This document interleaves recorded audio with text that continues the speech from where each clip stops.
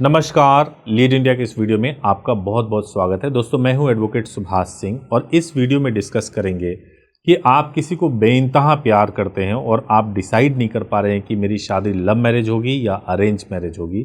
अब आपको ये डिसाइड करना है कि पेरेंट्स को कब बताएं, कैसे बताएं, इसके बारे में बात करेंगे। मेरे साथ में मेरे कलीग हैं मिलिंद कपूर। मिलिंद जी, आपका बहुत बहुत स्वागत है इस वीडियो में। तो आइए शुरू करते हैं जी। तो सर, आज का मैं जो आपसे एडवाइजरी लेना चाहूँगा, मेरे एक फ्रेंड के लिए लेना चाहूँगा, जिसने मुझे स्पेशल आपसे सजेशन लेने के लिए कहा था।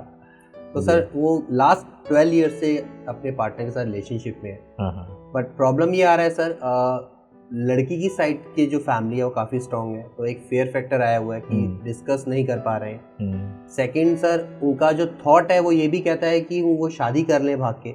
और थर्ड सर, उनका जो सॉल्यूशन उन्हें नजर आ रहा है वो ये कि शादी करके आके वो सामने खड़े हो जाए।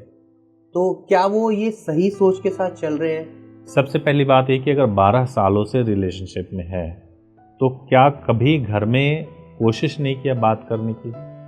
सर, ट्राई उन्होंने किया, बट उस तरीके से फैमिली ने समझा ही नहीं और उन्होंने प्रॉपर क्लैरिटी से बताया भी नहीं सर। ओके, तो सबसे पहली बात तो ये है कि मेरा मानना ये है कि एक बार अपने पेरेंट्स को बिल्कुल क्लैरिटी के साथ बताना चाहिए कि ये मेरी पसंद है और मैं शादी करना चाहता हूँ। और ये ध्यान में रखिए कि जब आप क्लैरिटी के साथ बताएं तो वो आखिरी समय नहीं होना चाहिए। मतलब ऐसा है कि जैसे मान लीजिए आप प्लान कर रहे हो कि शादी मेरी 2 साल के बाद मुझे करनी है या 1 साल के बाद करनी है, तो कम से कम एक टाइम लेकर के चलिए कि 2 साल 1 साल पहले आप बताएं अपने पेरेंट्स को और बता करके उनको कन्विंस करने की कोशिश करें एक बार कि ये लड़का है, ये बैकग्राउंड है, या ये लड़की है, ये बैकग्राउंड है और मुझे शादी करनी। ओके।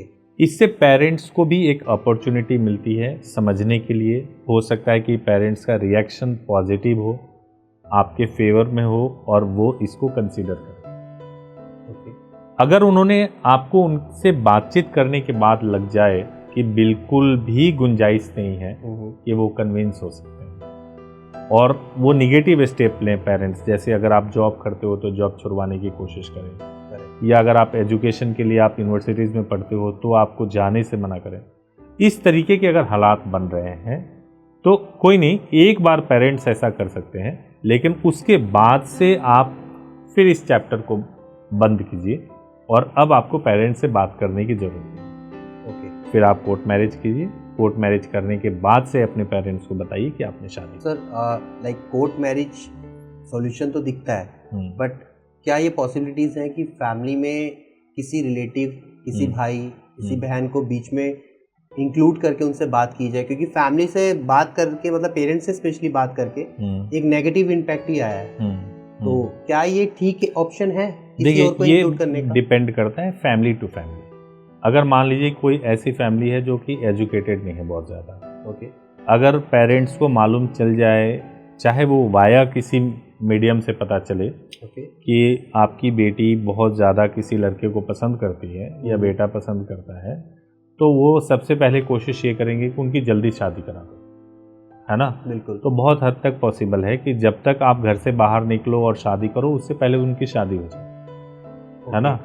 तो ये थोड़ा कम एजुकेटेड फैमिली में ऐसा होता है। लेकिन अगर आपको लगता है कि नहीं, पेरेंट्स ऐसे हैं जो आपके पढ़ाई को कॉम्प्रोमाइज़ नहीं करेंगे या जो आपके जॉब के साथ कोई कॉम्प्रोमाइज़ नहीं करेंगे, उसको डिसकंटिन्यू नहीं करने देंगे, और तब आपने उनको बता दिया सब कुछ, और बताने के बाद से भी अगर आपको लग रहा है कि वो नहीं मान पा रहे हैं और उसको नहीं समझ पा रहे हैं, देन आपको कर लें। अगर आप किसी मीडिएटर को रखते हैं, भाई बहन को रखते हैं या कलीग, भाई बहन या कोई भी कजन्स को भी अगर आप रखते हो, तो ये देख लें कि उनके बताने के बाद से कंसिक्वेंस क्या निकलेगी, उसकी किस कंसिक्वेंस की ज़्यादा संभावना है। करेक्ट। अगर बहुत रिस्ट्रिक्शंस दिखे तो नहीं बताना चाहिए। ओके सर, इसी के साथ जैसे कि मैंने सबको कंसीडर किया जी, तो क्या ये ठीक रहेगा कि डायरेक्ट लड़के को ही पेरेंट्स से मिलना चाहिए? देखिए मैं आपको बताता हूँ, अब ये भी सिचुएशन टू सिचुएशन डिपेंड करता है। ओके। लड़के का इमोशन क्या होता है कि मैं बहुत प्यार करता हूँ। Correct sir. लेकिन फादर ये नहीं देखता कि आप बहुत प्यार करते हो। उनकी बेटी को तो कोई भी प्यार करेगा, जिससे भी शादी करेंगे वो प्यार करेगा। प्यार करने वाला कैसा है? ओके। प्यार करने वाले का सोशल स्टेटस क्या है, उसका फाइनेंशियल स्टेटस क्या है, उसका कास्ट और उसका रिलीजन क्या है। पेरेंट्स के लिए ये मैटर करता है।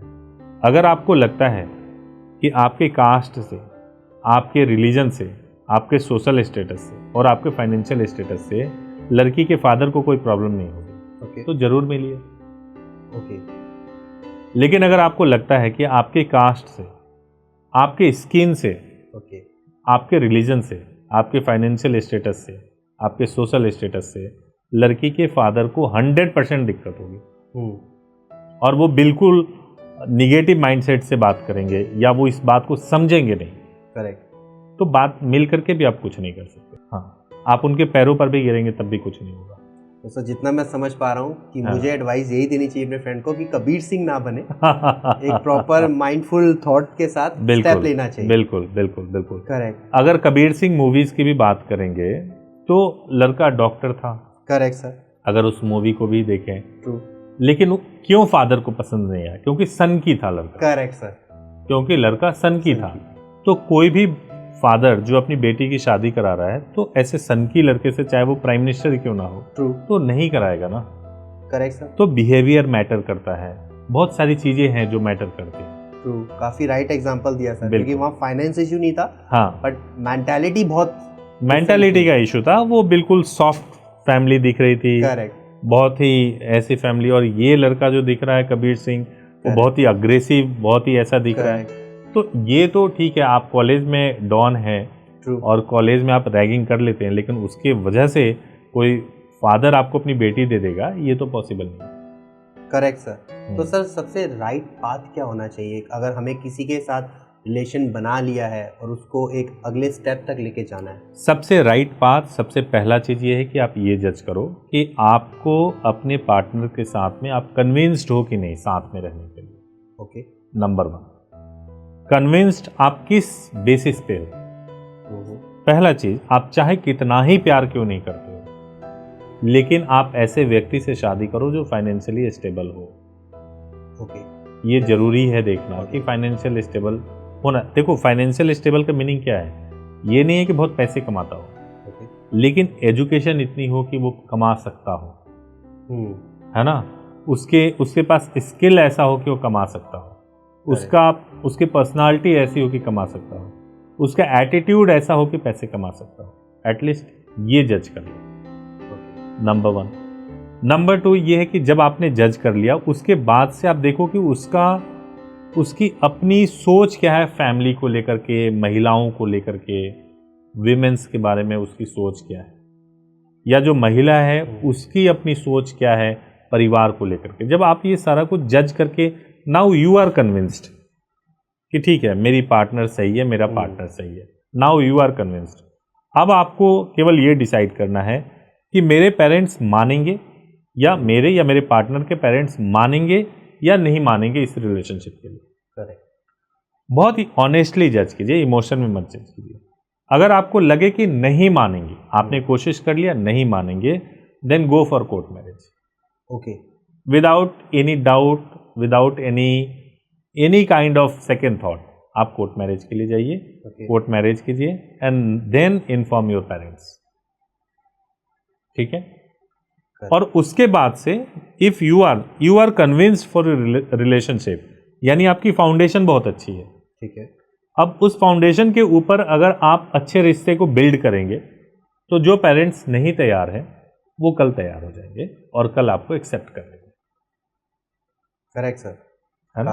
काफी हेल्प मिली आपकी इस एडवाइस से जी। तो thank you so much sir. I hope मेरे फ्रेंड को काफी हेल्प मिलेगी इस वीडियो से। बिल्कुल बिल्कुल। और मैं ये वीडियो को शेयर भी करना चाहूंगा अपने काफी न्यू कजन्स के साथ जो कि अभी रिलेशनशिप में है, ताकि वो कोई भी आगे जो स्टेप ले वो कुछ सोच के ले, जस्ट कबीर सिंह ना बने। बिल्कुल बिल्कुल। Thank you so much sir आज के सेशन के लिए, आज के एडवाइजरी के लिए।